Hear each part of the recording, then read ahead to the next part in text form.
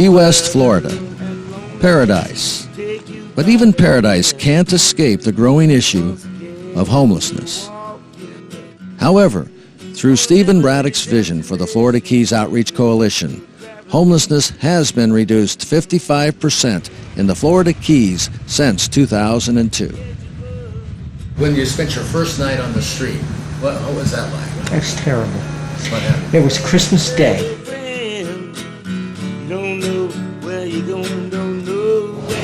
What was your first night on the street like? Picture sleeping behind a dumpster, waiting for the cops to come and pick me up. It was not fun. Did you ever actually sleep on the streets? Or anything? No, I have a little girl, and didn't have her on the street. We were able to get into Samuel's house right away. We kind of were making our plans and what we were going to do, and then the director of Samuel's house quickly referred us over to Sunflower from FKOC, and we went through the program here. Oh, great.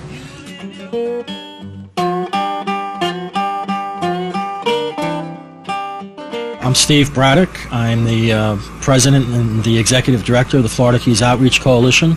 I also serve as chairman of the Southernmost Homeless Assistance League, which is Monroe County's lead agency for the development and implementation and oversight for all of homeless services throughout Monroe County, from Key Largo to Key West. This is the shower facility for the Keys Overnight Temporary Shelter, or COTS for short, KOTS.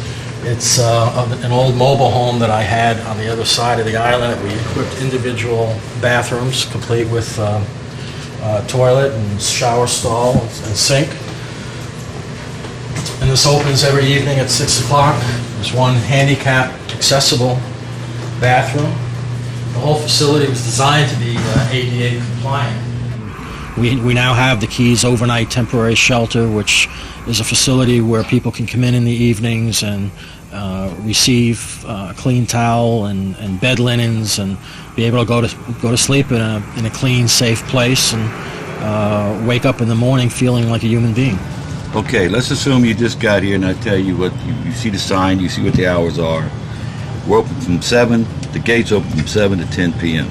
If you come here after 10 p.m., you're not allowed in unless you're referred to by another agency, the police bring you here, or we know you're working.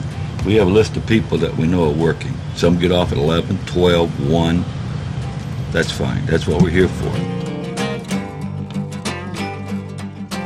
Sheriff Rick Roth, Monroe County Sheriff, has been a tremendous partner and collaborator in this project. He's provided the space, which otherwise we probably would not have been able to build this facility. It pays for all the utilities, which is a substantial bill every month. And probably most significantly, he has trained and certified my staff to supervise prisoners. Bring them over here, they completely sanitize and disinfect the bathrooms, do all of the laundry, power wash the floors, and just make sure that every day it's turned over and cleaned from the previous evening. And what that's done is completely eliminated any sort of lice outbreaks. There was a severe problem with staff going through the homeless population. That's almost virtually unheard of now. This whole facility here is called Point Santa Plaza, and it's a former military base housing for the Navy. And Key West is one of, I believe, only 2 communities so far in the country who have been successful in having excess military property like this transferred to the community specifically for the homeless under the Base Reuse Act, Closure and Reuse Act from 1994. So we have here 7.6 acres and 11 buildings, which is designated strictly for the homeless. And it transferred to the city of Key West, and the city of Key West then turned around and has leased it to us for $1 a year for 50 years.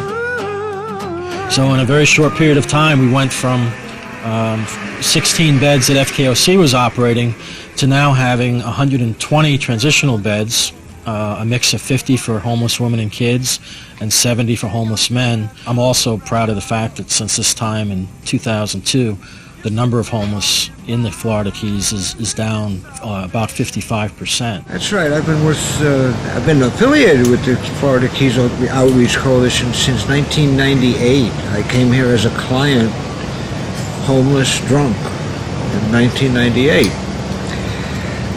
And they helped me out a lot. They helped me get my life together. I went off on my own for a few years, and when I started to lose it again, they took me back. I don't even know to this day who told me to come up and see Nurse Ruth, who then sent me over here to Patterson, and whoever it was, I pray for every day, I think. You know, I've been very fortunate. This is we have the 4 units here for the men's program. This is the first and second unit. This is the Sunrise unit. When they finish 30 days down at Patterson, we bring them up here and we give them more of a home-like atmosphere, try to help them to settle down a little bit more, give them some more security, and yet give them the feeling that they are in a home-type situation, trying to reestablish them into a community, into a home. Under Reverend Stephen Braddock's leadership, the Florida Keys Outreach Coalition also provides facilities for men and women with special needs, such as AIDS, mental illness, and disabled vets. Plus, for the homeless that elect to remain on the streets, the coalition provides portable shower units right next to the police station. They come equipped with men's and women's private showers, soap, shampoo, clean towel, and even a personal locker. Most important is I've seen a real attitude shift. People, by and large, throughout the community are much more sensitive to the needs of the homeless. There's much more respect for I think the dignity of the homeless. We're at a point now in Key West where there's absolutely no reason for anyone to go to bed hungry, to go to bed without being bathed, and without having an option, an alternative to sleeping. Well, Stephen Braddock has been a real leader in the community for many years, taking on the issues and concerns of people who don't have representation. And to his tremendous credit, and that of the organization which he heads, the Florida Keys Outreach Coalition, it's not just simply, again, handout and the bleeding heart kind of syndrome, which people think, why do you want to help these people? Can't they help themselves?